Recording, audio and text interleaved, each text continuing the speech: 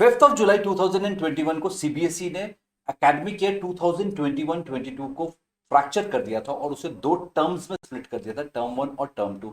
और उस समय नोटिफिकेशन में कहा था कि शॉर्टली वो रिवाइज सिलेबस रिलीज करेंगे। तो नए सिलेबस आ चुके हैं टर्म वन और टर्म टू के हिसाब से। और मैं Rajiv Sharma from my e tutors इस वीडियो में आपके साथ class 9th 10th 11th 12th के करिकुलम्स में क्या चेंजेस हुए हैं और टर्म वन और टर्म टू में किस तरह से चैप्टर्स को अरेंज किया गया है वो डिस्कस कर रहा हूं, और कौन कौन से पोर्शन डिलीट हुए हैं। और यदि आप अपनी क्लास के सिलेबस को डायरेक्टली एक्सेस करना चाहते हैं तो नीचे डिस्क्रिप्शन बॉक्स में टाइम स्टैम्प के थ्रू डायरेक्टली उस सेक्शन पे जंप कर सकते हैं। इस फ्रैक्चर्ड एकेडमिक ईयर में जो सिलेबस किस तरह से डिवाइड हुआ है उसको देखते हैं क्लास 9 10th 11 12th के लिए। पर उससे पहले कुछ कॉमन चीजें हैं उसको डिस्कस कर लेते हैं। कि सबसे पहली कॉमन चीज है, चाहे वो क्लास 9th हो 10th हो 11th हो 12th हो, जो फर्स्ट टर्म एग्जामिनेशन होंगे वो नवंबर दिसंबर में होंगे। और क्लास 9th और 11th के लिए जो पेपर होंगे ऑब्जेक्टिव टाइप वो स्कूल प्रिपेयर करेगा। और 10th और 12th के एग्जामिनेशन के पेपर जो है सीबीएसई बोर्ड से आएंगे और बच्चों को सेंटर पे जाकर के सेंटर अलॉट होगा और वहां जाकर के पेपर देने पड़ेंगे और वो भी ऑब्जेक्टिव टाइप पेपर होंगे। क्लास 9 10th 11 12th का जो टर्म टू एंड एग्जामिनेशन होंगे वो जो होंगे सब्जेक्टिव टाइप पेपर होंगे। क्लास 9th और 11th के लिए जो पेपर्स हैं वो स्कूल प्रिपेयर करेगा और 10th और 12th के पेपर जो होंगे बोर्ड सीबीएसई बोर्ड्स की तरफ से आएंगे। और वो पेपर जो होंगे एक स्पेसिफिक सेंटर अलॉट होगा हर एक स्टूडेंट को और उस तरीके से वो सेंटर पे जाकर के पेपर देगा। और वो पेपर्स दोनों ही, चाहे टर्म वन एंड एग्जामिनेशन हो या टर्म टू एंड एग्जामिनेशन हो, दोनों ही 90 मिनट्स के होंगे और उसी तरीके से सिलेबस डिवाइड हुआ है। तो स्टार्ट करते हैं कि क्लास 11th का सिलेबस किस तरह से चेंज हुआ है। अब जैसे आप लेफ्ट हैंड साइड पे देख सकते हैं कि जो सिलेबस मैंने डिस्प्ले कर रहा हूं ये नॉर्मल एकेडमिक ईयर का सिलेबस है। किसी भी एकेडमिक ईयर जो नॉर्मल सीबीएसई का एकेडमिक ईयर है उसका सिलेबस है जिसमें टोटल 14 चैप्टर्स है। अब ये 14 चैप्टर्स को क्या किया है, दो पार्ट्स में स्प्लिट कर दिया गया है। तो उस तरह से हम देखते हैं कि टर्म वन और टर्म टू में किस तरह से चैप्टर्स को स्प्लिट किया गया है। तो यहाँ पे जो पहले दो चैप्टर्स हैं, फर्स्ट 1 2 3 4, ये 4 चैप्टर्स जो हैं टर्म वन एंड एग्जामिनेशन में आ रहे हैं 11th के। और ये जो है 4 चैप्टर्स फिजिकल केमिस्ट्री से एसोसिएटेड हैं। और इन 4 चैप्टर्स में से यदि हम देखें कि क्या पोर्शन डिलीट हुए हैं तो जो फर्स्ट चैप्टर है उसमें जो सम बेसिक कंसेप्ट चैप्टर है उसमें जो लॉज ऑफ कॉम्बिनेशन से पहले एसआई यूनिट्स और लॉज ऑफ कॉम्बिनेशन है वो पोर्शन डिलीट हुआ है। उसके बाद मोल कंसेप्ट से पूरा का पूरा चैप्टर वैसे ही आएगा। सिमिलरली जो एटॉमिक स्ट्रक्चर चैप्टर है उसमें जो बोहर एटॉमिक मॉडल से पहले Thomson atomic model, Rutherford atomic model, spectrum और प्लैंक्स क्वांटम थ्योरी, ये 4 टॉपिक्स जो हैं ये डिलीट हुए हैं। और बोहर्स एटॉमिक मॉडल के बाद पूरा चैप्टर एज सच वैसे उसमें कोई डिलीशन नहीं है। वैसे ही थर्ड चैप्टर देखें तो जो पीरियोडिसिटी है उसमें जो बेसिक्स थे, बिल्कुल बेसिक्स थे, डिफरेंट जो मेंडलीव्स पीरियोडिक टेबल तक जो भी बेसिक्स थे कि पीरियोडिक टेबल किस तरह से डेवलप हुआ वो सारे टॉपिक्स डिलीट हुए हैं। उसके बाद जो मॉडर्न पीरियोडिक टेबल के और बाकी उसकी एप्लीकेशंस हैं वो एज सच इंक्लूडेड है सिलेबस में। और जो केमिकल बॉन्डिंग चैप्टर है उसमें से कुछ भी पोर्शन डिलीट नहीं हुआ है। वैसे ही रेडॉक्स है, रेडॉक्स में से भी कुछ भी डिलीट नहीं हुआ है। ये भी बेसिकली फिजिकल केमिस्ट्री का पोर्शन है और ये पहले 8 चैप्टर्स में फिजिकल केमिस्ट्री में आता है। ये रेडॉक्स इस तरीके से यहाँ पे है। और उसके बाद नेक्स्ट हाइड्रोजन है, ये इनऑर्गेनिक केमिस्ट्री का एक चैप्टर इसमें इंक्लूड किया है। और उसके साथ ऑर्गेनिक केमिस्ट्री का जीओसी, जिसको हम जीओसी कहते हैं, तो वो है, वो पूरा चैप्टर है। तो इस तरह से ये 5 जो है टोटल 7 चैप्टर्स हैं आउट ऑफ 13 आपको फर्स्ट टर्म में आएंगे। और यदि हम सेकेंड टर्म में देखें तो सेकेंड टर्म में जो चैप्टर्स इंक्लूड किए हैं वो स्टेट्स ऑफ मैटर है, उसके बाद थर्मोडायनेमिक्स है, इक्विलिब्रियम है, उसके बाद एस ब्लॉक है, पी ब्लॉक है और लास्ट हाइड्रोकार्बन्स है।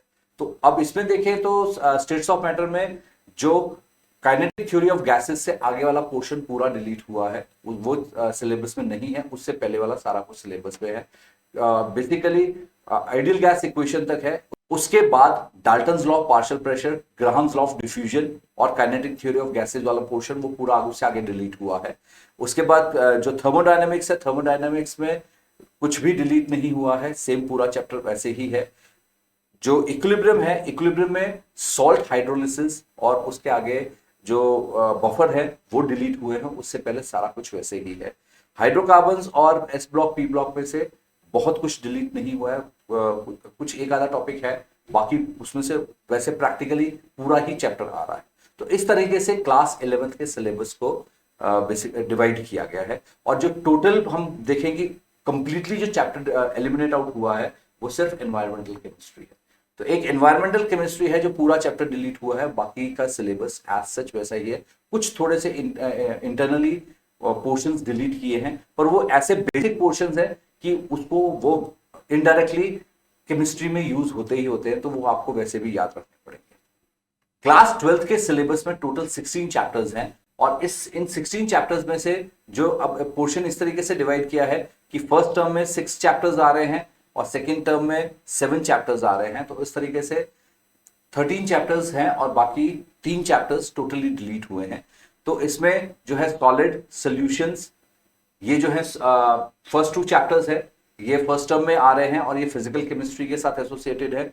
इसके साथ इनऑर्गेनिक केमिस्ट्री का पी ब्लॉक है, और ये P block elements inorganic chemistry का है, ये फर्स्ट टर्म में आ रहा है। उसके बाद haloalkanes and haloarenes, alcohols, phenols and biomolecules.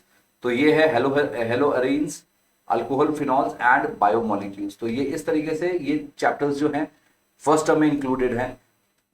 जो कुछ पोर्शंस इसमें डिलीट हुए हैं वो इंटरनली हैं, पूरा चैप्टर में ऐसा कुछ नहीं है कि बहुत बड़ा पोर्शन डिलीट हुआ है। और जो डिलीटेड पोर्शन है वो उतना ही है जो बेसिक था, और वो इनडायरेक्टली केमिस्ट्री में यूज हो ही रहा है। वैसे ही यदि हम देखें तो जो सेकेंड टर्म का आपका सिलेबस है उसमें इलेक्ट्रोकेमिस्ट्री, केमिकल काइनेटिक्स, सरफेस, ये 3 चैप्टर्स फिजिकल्स के साथ एसोसिएट कर रहे हैं। डी ब्लॉक और कोऑर्डिनेट जो है इनऑर्गेनिक केमिस्ट्री के हैं, और एल्डिहाइड, कीटोन्स एंड अमीन्स तो ये ऑर्गेनिक केमिस्ट्री में से हैं आपको। तो इस तरीके से सिलेबस डिवाइड हुआ है।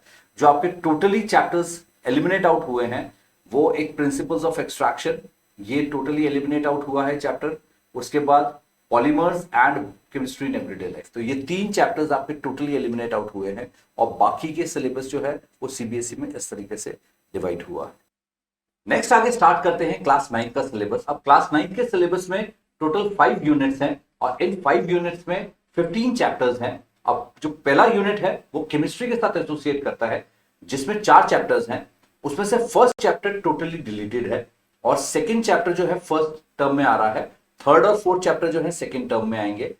वैसे ही जो सेकंड यूनिट है, सेकंड यूनिट में टोटल 4 चैप्टर्स हैं, और उन 4 चैप्टर्स में से 2 चैप्टर्स जो सेकंड यूनिट के साथ जो 2 चैप्टर एसोसिएट कर रहे हैं फर्स्ट, वो बेसिकली सेल और टिश्यू हैं। वो सेल और टिश्यू जो है वो फर्स्ट टर्म में आ रहे हैं, और जो लास्ट चैप्टर है डिजीजेस वो सेकेंड यूनिट में आएगा, health and diseases second unit में आएगा। तो इसमें से डाइवर्सिटी वाला जो चैप्टर है टोटली डिलीटेड है।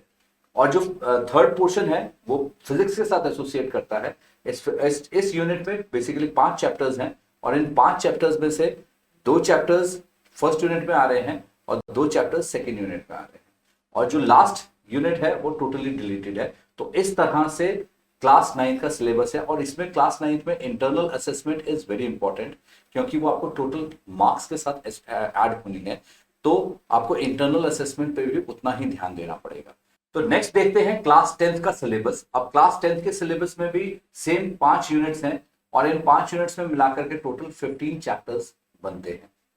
अब जो ये फर्स्ट यूनिट है ये केमिस्ट्री के साथ एसोसिएट करता है, और इसमें 5 चैप्टर्स हैं।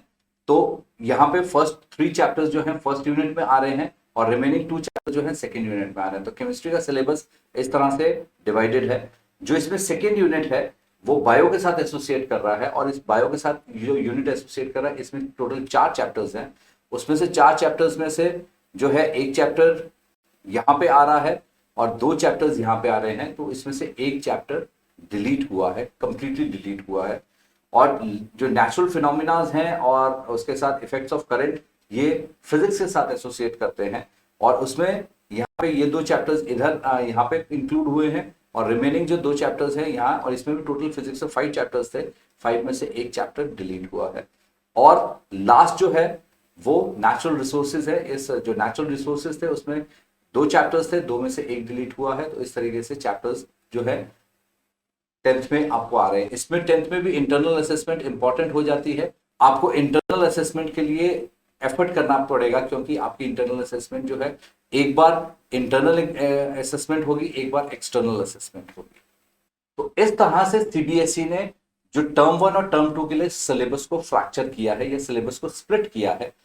यदि आप मेरे इस चैनल पे नए हैं तो मेरे इस चैनल को सब्सक्राइब करें, और सब्सक्राइब करते हुए ध्यान रखें कि आपने बेल आइकन भी प्रेस करना है और नोटिफिकेशंस में ऑल नोटिफिकेशंस को टिक करना है। यदि सिलेबस से रिलेटेड कहीं भी कोई आपको डाउट हो तो नीचे कमेंट सेक्शन में कमेंट करें, और आप मुझे इन डिफरेंट सोशल प्लेटफॉर्म से फॉलो कर सकते हैं।